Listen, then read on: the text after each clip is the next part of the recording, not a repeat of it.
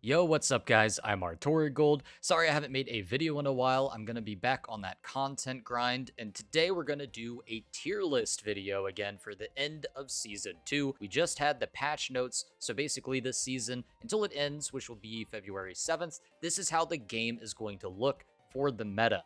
Now, I have two different tier lists for you. The very first one will be from Bronze to High Diamond or Low Masters, and then at the end of the video, I will give you guys another tier list that will be from that Low Masters area all the way to Top 500. Now, if you guys aren't familiar, the game is just very different at different elos. And so for that reason, that's why I have two different tier lists, and there will be some pretty big differences that I'll point out to you. But before we get started, please leave a like, a sub, a comment, all that. If you have any questions, I'll try to get to them. Sorry I haven't made a video in a while. I've just been grinding and playing the game, getting top 500 again. But I'll be back doing more videos like this, plus some new stuff. So yeah, make sure to stick around and watch the future stuff. Let's go ahead and dive into it.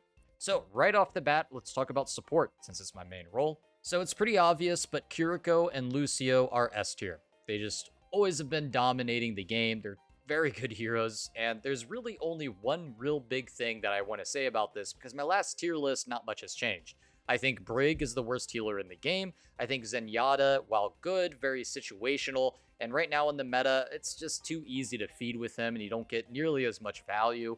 And Moira, pretty good at the lower ranks. If you're trying to get the diamond, Moira is pretty good because she just stays alive, and they also buffed her a little bit. Anna, of course, is a very solid pick. I would say she would be S tier if it wasn't for the fact that Kiriko is just able to cleanse off the antis. So while Anna is probably a very good pick, and probably the next best pick after these S tier heroes, she's very close to S tier. She's honestly really like one nerf away on Kiriko. Maybe they change Suzu again, and then Anna is just S tier, right? I think she's right on that fence. Now, I think Baptiste is D tier. When you're at a low rank, there is no reason to play this hero. I constantly give this kind of little talk to people that play Baptiste in my games, and that is, why are you playing Baptiste when Kiriko exists? Everything Baptiste does, Kiriko does better. So you have the damage, right? Kiriko damage is more bursty and can kill people a lot better than Baptiste. The immortality field is way worse than Suzu, and it has a longer cooldown, so you get the Suzu way more often. And the mobility is way worse. Yeah, you get to jump really high. Well, she can wall climb. Same thing. Plus, you have the added thing of teleport, which is way better. And then here's really the coup de grace, as they say, the ultimate. The ultimate for Baptiste is way worse than Kiriko ult. Not only does Kiriko ult work for everything, because Baptiste window only really works for the things that you shoot. So, like, for example, if a Reinhardt is trying to do something, he can't melee through the window and get a buff, but he can melee and attack quicker with Kiriko ult. Plus, it'll go a huge distance forward, whereas Window will stay still and have only that small little area that you can use, and enemies can kite it or just go behind a corner and it does nothing. And you get the speed boost and, more importantly, the ability cooldown reduction with the ultimate. Everything Kiriko does is better than Baptiste. I don't think Baptiste is actually a bad hero. I think he's really good. But in my eyes, there is no reason for you to play Baptiste when Kiriko exists. Just none. Like, I do think Baptiste is pretty good. Honestly, I would say he's probably C or B tier. But if you're trying to climb, just play Kiriko instead of Baptiste, and you'll go way further. So with that out of the way, let's go ahead and go into the tanks. Not much surprise here where we see Orisa at S tier. They buffed her for some reason, and she's just been good ever since. And the other big change here is Roadhog. Roadhog got gutted. He is no longer the S tier hero. I would say he's not terrible, but he's right here next to Zarya and Doomfist, where he's just kind of mid. He doesn't really have too much effectiveness. And one of the other bigger things here is because Roadhog got nerfed, I think it automatically makes Winston much better. Winston kind of fell off pretty hard because Roadhog was able to just hard counter him. But now with that, you can play Winston a lot more free, and considering some of the one-shot and sniper characters are more susceptible to dives, that makes Winston a lot better. Now, Ramattra is really good, but he is going to see a nerf. One of the biggest reasons why Ramattra is an A tier is because his ultimate is just so strong in overtime. You're able to pop that bad boy, and in an overtime situation, you're just going to get so much value. And yeah, they're going to change that. I think the ultimate is getting a max uptime of 20 seconds. I still think it'll be really good, but probably not A tier. Right now, he's A tier for Season 2 because he's not getting touched for the next week or so. Other than that, I think all of these heroes are pretty obvious, right? Ball, not very good unless you're stalling. Junker Queen, kind of C tier, maybe, but overall her effectiveness just isn't that good. I think Zarya is actually better if you're trying to do a DPS. Sigma is very strong right now. I think Reinhardt and Diva and Sigma are all very good, but they're more situational and depends on the map.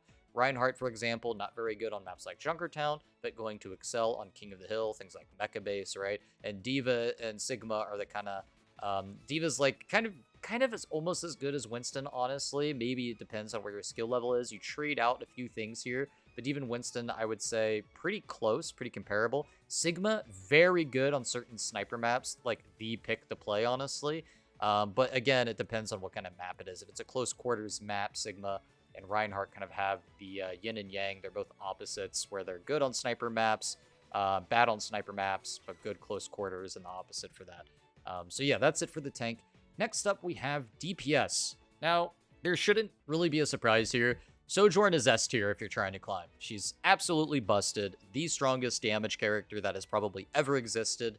And yeah, she's probably not going to get nerfed anytime soon. That is what the developers have shown us. They just time and time again, they just consistently don't nerf her. They just really like her one shot. They really want her to headshot. They could remove the headshot feature, whatever. They could remove the mobility.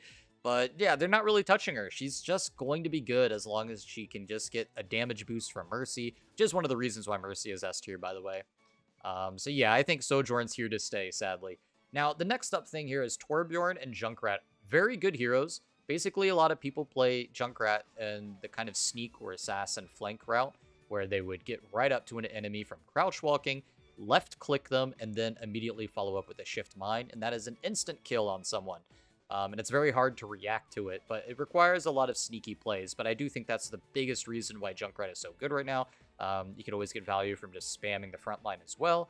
Torbjorn, he's basically just taken over Reaper's spot. Like, Reaper used to be S tier. Torbjorn has the shotgun, does the right-click damage just as well as Reaper does, with the added bonus of not just having 250 health, but 200 health plus 50 armor plus an E that gives him more temporary health. Now, one of the reasons why I think that is so good is because survivability is everything at lower ranks. You want to be able to do as much as you can, and having more survivability helps with that.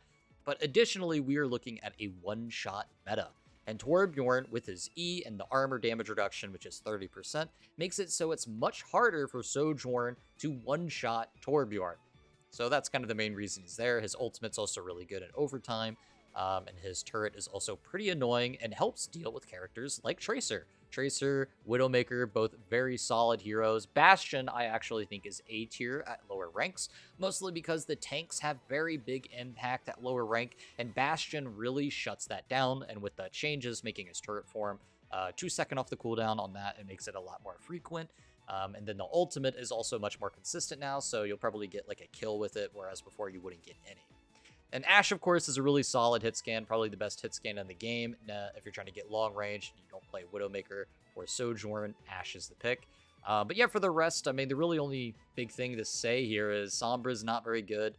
I would say Mei's not very good. Her ultimate's pretty good in overtime, but not really that great. The only other thing here I say is while Symmetra is D tier, I don't think she's terrible on King of the Hill. I think teleporting on King of the Hill maps is very, very good, but that's just about it. She's not going to be that useful on a lot of the sniper maps that we're seeing. So I do think she's maybe a little bit higher, depending if you're playing her on King of the Hill, but all around she's D tier on all the other maps, especially because people just pick Echo and Pharah and just destroy everything. So yeah, that's it for the tier list up to high diamond, low masters. That's the tier list for these three.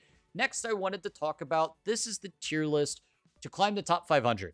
If you're in Masters and you're trying to get to top 500, these are the characters you want to play. If you're playing the C, D, or F tier characters, you're just making the games harder for yourself. And a lot of this is backed up actually by stats. So if you look at NA, which is where I play, I imagine a lot of you are, Sojourn is just undeniably the best character in the game. Everybody is playing Sojourn. If you're a DPS character, you have to play Sojourn. It's almost mandatory. And if you look at the next few top heroes, we see Widowmaker, Tracer, Junkrat. Those are basically the next top heroes that you're going to play in order to climb at that elo. It's just so good to one-shot people. All of these characters have something in common. I don't know if you've noticed, even Hanzo, all these heroes one-shot. Sojourn one-shots, Widowmaker one-shots, Tracer, Pulse Bomb one-shots, Junkrat can one-shot with the tire, but also has the sneaky, it's not technically a one-shot, but it's pretty close to being a one-shot with the shift left click, and Hanzo one-shots. All these characters have something in common, and it's very noticeable, and that's why they are the best characters in the game. We are in a one-shot meta. So to really experiment, or really to expand on what we're talking about with the other tier lists, so some of the changes that I made: Bastion, not as good. Basically, we're seeing Echo at even better tiers here. We are seeing Widowmaker at S tier. Really what we're seeing here is the maximum skill ceiling that you can achieve is what we're really taking to this level. You're going to see some characters a little bit better. Symmetra, people can really abuse that more on King of the Hill. That's why she's kind of almost a must pick, including just using the teleporter and swapping off of her in King of the Hill is so useful. And then we're going to see things like, I think Baptiste is actually way worse because there is no place for a Baptiste at high tiers. You would just want a Kiriko at all times. Kiriko over Baptiste 100% of the time. That's just what you got to do.